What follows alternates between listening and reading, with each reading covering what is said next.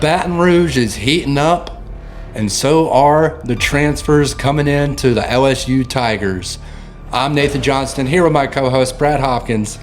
It's time to break the huddle.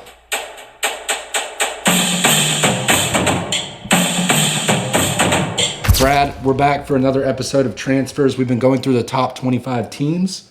Now we're in part 3, heading in to LSU, our first team for this week. And Brad, LSU has had very close seasons in the last couple years under Brian Kelly. Obviously, he made it to the SEC championship game his first year. He wanted to beat Nick Saban. He did, made it to the SEC championship game. Then he fell back a little bit last year. Right. They're hoping to regain momentum with Garrett Nussmeier coming back as their QB1.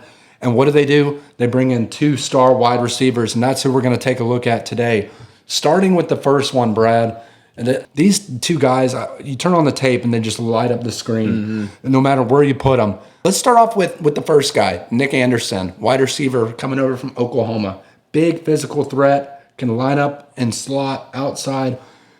Give the LSU fans a little bit more on this guy and what he brings to the Tigers offense, possibly being wide receiver 1 for Garrett Nussmeier. Absolutely. I mean, you hit the nail on the head. A big physical receiver, I think a crisp route runner, and he's got experience in a program and an offense that they like to throw the football in Oklahoma. So I really like this fit. I know the Oklahoma coaching staff in that program as well as the fan base, they were very disappointed to lose this guy because you mentioned this was a guy that was wide receiver number 1 in Norman.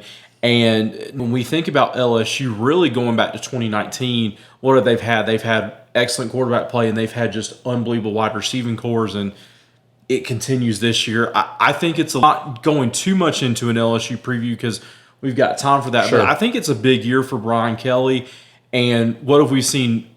These offenses under him, they've been really good. They've been explosive, and they've retooled this wide receiver room, and it starts with Nic Anderson. This is a huge pickup, both of these guys, but Nic Anderson, just final closing thought, a guy that truly is a big outside threat. You mentioned a guy that can move in the slot. I like him for Garrett Nussmeier because Garrett Nussmeier can throw up some fades to him. He can throw up some back shoulders to him. And a guy that we talked about some guys previously, it's not a 50-50 ball with him. It's more like an 80-20. So this is a big get for LSU. I think one thing to point out, too, for Nic Anderson is he's a what-if guy. Yes. Missed most of last year, Right. and it almost feels like, and I was talking to Rooster earlier, shout out Rooster, he said, if you touch this guy with a feather, he's going to tear something. And that's the biggest concern for LSU. Yes, they have a great physical, big wide receiver. I make the NFL comparison to Michael Gallup. Right. I don't want to say an underrated guy, but a guy who can pretty much do it all. Really like his capability. He's a crisp route runner, to your point. He sits down in the zone very well. And Garrett Nussmeier, he likes to be a playmaker sometimes. Nic Anderson is one of those guys where if Garrett Nussmeier takes off running, Nic Anderson's going to be able to follow him and find that open zone to pick up the first down. But there's just a lot of what ifs. Right. I believe he tore his quad last year, missed most of last year. Now he gets a new opportunity. Can he make up for it? I think he can, but there's just a lot of what ifs. Absolutely. And you made a really good point. A guy that has not been known as the most durable. I'm interested to see what he looks like now, a full off season in this LSU strength and conditioning program. No disrespect to Oklahoma, but you got to think Oklahoma's still a little bit of a transition to SEC, and now he gets in LSU's weight program, as well as shout out to this guy, Cortez Hankerton. I believe I have that right. The LSU wide receiver coach, he has just had some incredible rooms in his time there at Baton Rouge. And I think it's, to me, yes, people know who Nic Anderson is, but Nate, a guy that I look at is maybe a candidate for 1,000 yards and really a breakout year for him there potentially with LSU. 100% has the potential. And speaking of potential, let's go to our next guy for LSU, another dynamic wide receiver that the Tigers are bringing in, and that's Barion Brown, coming over from Kentucky. Has experience in the SEC, Right. knows what it takes to play against that tough, physical DBs in the SEC, as I mentioned. What are the LSU Tigers getting in a guy like this? First of all, what I think about Barion Brown, elite speed. A guy that can easily take the top off the defense. It's one of those things, if you choose to give him cushion, he can run a curl route and turn it into 60. If you want to come up and press him, He's got the release. He's got the ability to get off that, and you got to keep a safety over the top. So this is a guy that I think about when Devin Leary was the quarterback. This was target number one from Devin Leary. Liam Cohen, who is, of course, now the head coach of the Jacksonville Jaguars, he just found ways to get this guy the football. And I'm interested not only him outside or inside, but what does he look like in the return game? I know you're going to hit on that, but the return game, gadget plays, he's going to be exposed for LSU. I think all LSU fans were excited with Nic Anderson. To me, though, Barion Brown takes them to another dimension, and I'm going to go ahead and say I truly think he's going to be Garrett Nussmeier's number one. I really do. No, you make a lot of great points, Brad. The biggest thing that stands out to me as well is this top speed. This is a guy, my NFL comparison, Tyreek Hill.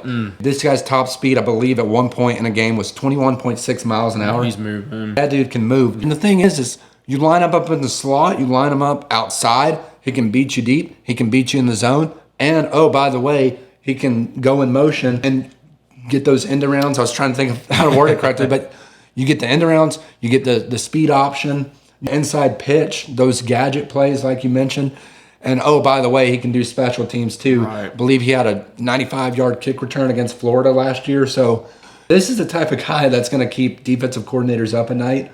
And, man, LSU just keeps stacking on the offensive side. Absolutely. And, Nate, I think the big thing that stands out to me with Barion Brown, we saw when he was at Kentucky, when he had good QB play, he was very good.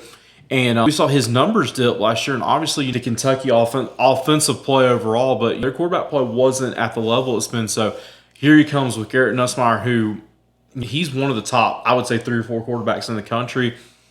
They're going to throw the ball around. I think it's a big year for Brian Kelly. It's a big year for LSU. They have really just restocked and reloaded that wide receiver room. I just want to mention one thing before we wrap up here. Barion Brown, he didn't have the quarterback that he's going to have at exactly LSU. Right. When I go back and watch the highlights of him at Kentucky playing under Brock Vandagriff, and Brock Vandagriff, great player in his own right, wish he would have gone out a better way than early retirement, but it is what it is.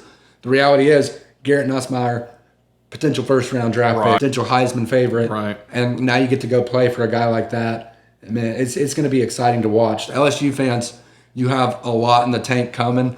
And, man, it doesn't get better than these 2 wide receivers.